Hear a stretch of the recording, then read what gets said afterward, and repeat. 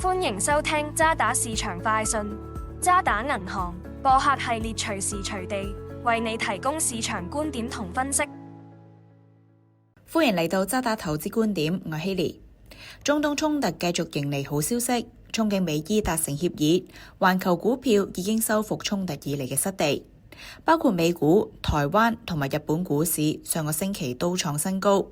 至於南韓股市今個月以嚟已經反彈超過2成，市場重新聚焦返去基本因素，包括盈利預測嘅上調同埋美股業績嘅表現。我哋見到美國主要銀行嘅首季業績都好過預期，主要受惠於強勁嘅交易同埋併購活動。而科技股方面，晶片企業嘅收入創新高，又加大對 AI 嘅投資，印證咗人工智能繼續有強勁嘅需求。半導體亦都有加價嘅空間。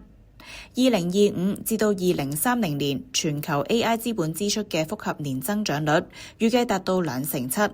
之前我哋睇好美國科技股嘅觀點，特別係估值近期回歸去到7年嘅低位，為投資者提供吸引嘅入市機會。整體方面，我哋嘅量化模型仍然顯示風險偏好信號，